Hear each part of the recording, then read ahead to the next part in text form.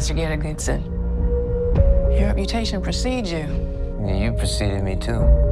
Into my own office.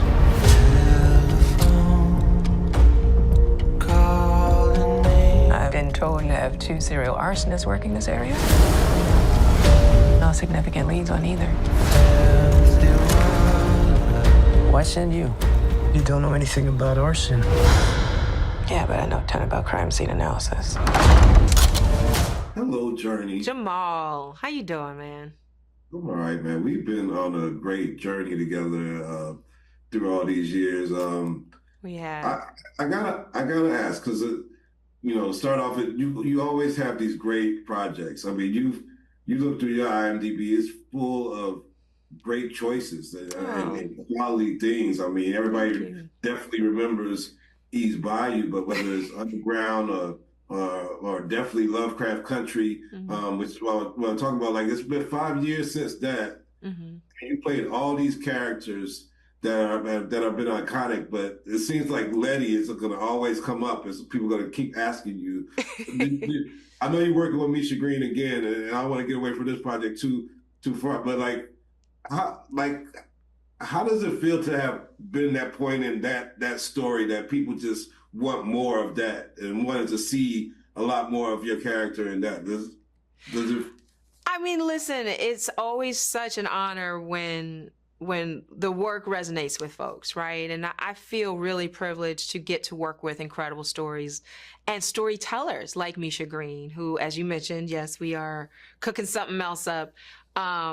And that's really the space I'm in. I've done this my entire life, and I'm just so hungry to continue to grow and continue to be pushed by filmmakers and storytellers that I respect, that write roles that challenge me, And yes, I've been blessed lately to work with some great actors, Jamie Foxx, some great storytellers, Dennis Lehane for Smoke, I feel truly, truly blessed that I get to do what I love every day.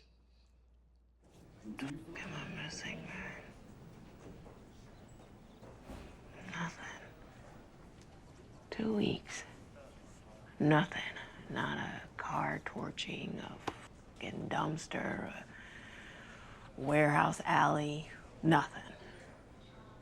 He knows he's in our sights. He's laying low. Milk jug, though. I mean, we might never even hear from him again. No. I can't live with that. Absolutely not. I need this, okay? I need to reel in a whale right now.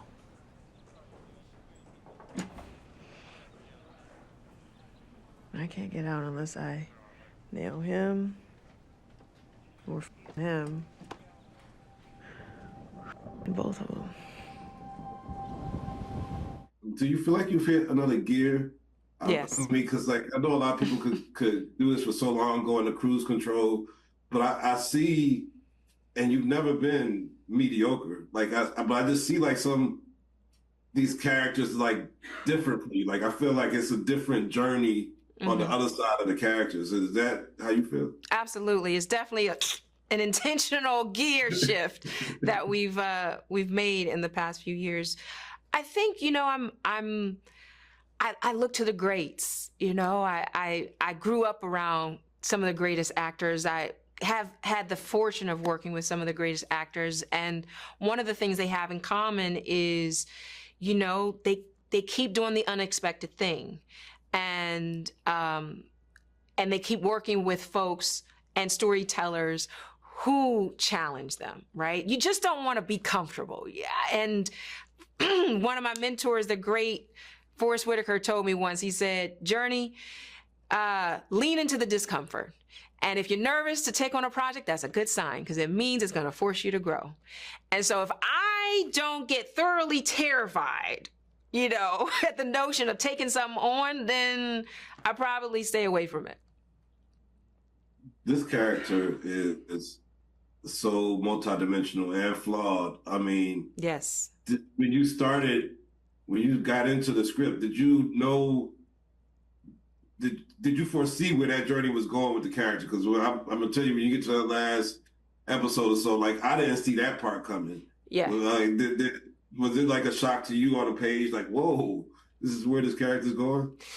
Well, I was sent the first 3 episodes of the scripts to read, and then met with Dennis Lehane and just fell in love with his artistic brain. I was already a fan of his novels, you know, Mystic River, Live by Night, some of my favorite novels. And I knew he was going to have a lot of twists and turns, because when I was reading the scripts, I was like, man, I want to know what happens next. And he finally told me, and I was like, mouth on the floor, you know, like, that's what she does, that's where she goes, which was amazing to be able to track as an actor, you know. So like, we just worked backwards and made sure that every choice felt honest and justified. She is so flawed, she is so broken, and she is drawn to the very thing that will destroy her.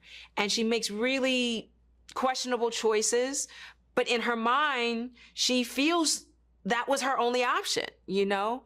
I think we can all relate to those struggles. You know, she's a bit of a lone wolf. She has attachment issues. She's very much so an avoidant, doesn't want to get too intimate with folks, and has this wall up. But what I love about Dennis's writing is there's those moments when that crack in the armor comes out, when the mask has to come off, when she's sitting with the therapist, and the therapist can see, no, I know that actually hurts. And even though she says she's invincible, it's actually, we know it's not true. Because we all lie to ourselves, right? You know? Yeah. And so it's just, it was a real awesome challenge to take her on and play with all those different colors. Yeah. You're one of the greatest. Please tell Jazz I said what's up. I will. And I want to be on your rider. Everything you do, I want to cover and just be there. So you got to tell your people, put me on your rider. Abby, you hear that? Love you, Jurnee. She heard it. Appreciate you, man. Thanks for always supporting. I really do appreciate it.